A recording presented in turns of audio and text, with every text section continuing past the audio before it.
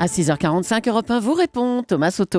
Alerte aux drones, les services de sécurité ne savent plus où donner de la tête et commencent à se lasser à force de voir ces petits engins volants survoler nos centrales. Bonjour Laurent Cong. Bonjour. Vous êtes le cofondateur du site helicomicro.com et vous maîtrisez parfaitement ces fameux drones. Déjà, ces drones, ils ressemblent à quoi? Ils font quelle taille? Parce qu'on a un peu entendu tout et son contraire depuis quelques jours. Alors, il faut faire un distinguo. Drone, en réalité, n'existe pas.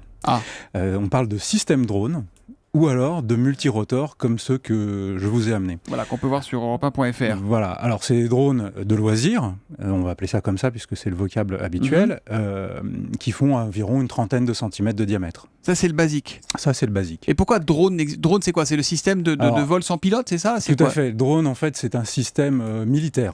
Essentiellement, là, on ne parle pas du tout de système militaire, on parle de système de loisirs. Oui, parce que le drone, à l'origine, c'était ces avions militaires qui partaient sans pilote pour repérer des zones de conflit, c'est ça? Alors, ça, c'est la définition actuelle. À l'origine, les tout premiers drones, en fait, c'est un vocable anglais, inventé par l'armée anglaise, et c'était les avions cibles. D'accord. Et est-ce que tout le monde peut piloter un drone sans pilote, comme ça, qui survole ces centrales nucléaires? Est-ce qu'on apprend ça aussi facilement qu'on apprend à se servir d'une voiture télécommandée? Alors, oui et non. Oui, parce que c'est des systèmes maintenant qui sont, grâce à l'électronique, démocratisés par les smartphones, très bien assistés. Ça veut dire qu'on peut piloter un drone avec son smartphone? Alors oui, on peut piloter des drones avec un smartphone. En revanche, ceux qui sont utilisés aujourd'hui, du moins présupposés utilisés pour faire le survol de ces centrales, ne le sont pas. Ce sont des drones beaucoup plus évolués, un petit peu également comme ceux que je vous ai amenés, que vous pouvez voir sur le site. On les met sur Twitter avec le hashtag un matin. Voilà, qui sont équipés de caméras et qui ont une autonomie d'environ 10 à 15 minutes. 10 à 15 minutes de vol. Mais ils sont en vente libre? Alors c'est tout à fait en vente libre. Et ça coûte combien?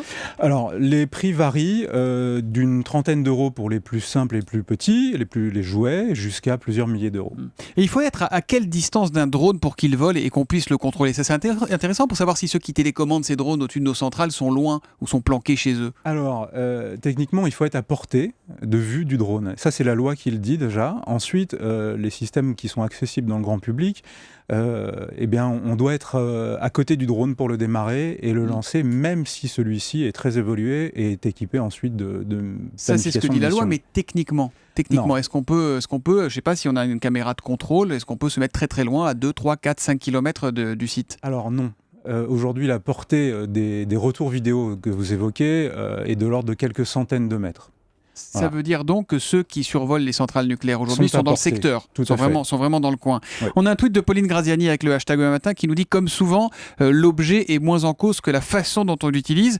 Qu'est-ce qu'on a le droit de survoler aujourd'hui avec un drone? Alors, rien. Rien? Tout est rien en réalité.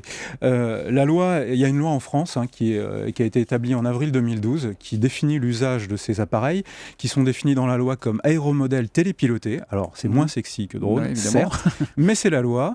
En réalité, on n'a pas le droit bien évidemment de survoler les villes, les habitations, les animaux, les gens, les rassemblements de personnes évidemment. Donc techniquement parlant, pas grand-chose à part la campagne. Et il faut demander des autorisations à chaque fois, fait, c'est ça ou... Oui et non. Ça, c'est dans un cadre d'un usage professionnel. Pour le cadre d'un usage de loisir, c'est absolument pas ça. Il suffit de respecter quelques règles préétablies dans cette loi. Donc, on l'a évoqué, les aéroports, bien évidemment, les zones d'aéroports, les couloirs aériens qu'il faut absolument éviter. Toutes les zones sensibles, parce qu'on le voit sur celui que vous nous avez apporté, on met une petite caméra HD, on peut absolument tout décortiquer. Une zone de défense, une centrale, un aéroport, oui et non, on peut tout filmer. Parce qu'avec ces petites caméras, la définition, même si elle est meilleure aujourd'hui, permet pas à plusieurs centaines de mètres d'évaluer quoi que ce soit. Il faut quand même s'approcher. Il faut quand même être très près, sinon vous aurez un amas de pixels. Il y a déjà eu des sanctions, des condamnations aussi? Alors oui, il y a eu une vingtaine d'affaires aujourd'hui à notre connaissance en France. Notamment un cas d'un jeune lycéen nancéen qui a été condamné l'année dernière. On en avait parlé dans Europe 1 matin, oui, absolument.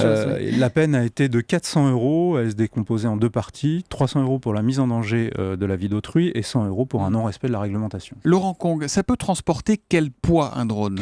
Alors, les drones de loisirs, quelques centaines de grammes tout au plus. D'accord. Donc ça veut dire qu'on ne peut pas embarquer de l'explosif ou des matières susceptibles d'endommager une centrale nucléaire avec un drone ou pas, selon vous? Susceptible d'endommager une centrale nucléaire, non, c'est très peu probable. Le gouvernement dit qu'il n'y a donc pas de risque, il est d'accord avec vous, avec ces drones, mais écoutez cette question posée par Fatima Louche sur Twitter. Un seul, c'est pas dangereux, mais que se passe-t-il s'il en arrive 20 d'un coup ? C'est absurde ou pas de poser la question d'une attaque de drone ? Alors non, les essaims de drones, c'est une réalité, mais c'est aujourd'hui encore en développement dans des laboratoires fermés. D'accord. Cette réalité d'attaque coordonnée, aujourd'hui, serait extrêmement complexe à mettre en œuvre. Je pense que même aujourd'hui, les militaires ne le font pas.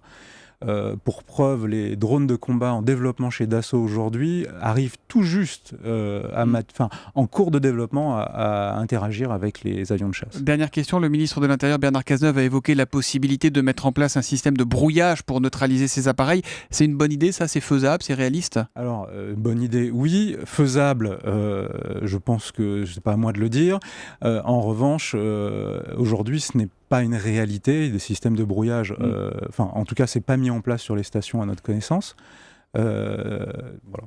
Merci beaucoup Laurent Combe d'être venu en direct sur Europe 1 ce matin pour suivre l'actu des drones et notamment, alors j'essaie d'en faire décoller un là mais c'est pas facile, il va se cracher, notamment les tests réalisés sur ces appareils. Je renvoie à votre site helicomicro.com. Merci, bonne journée. Et à l'instant un drone vient de se cracher dans le studio d'Europe 1. Merci et bonne journée à vous. Merci.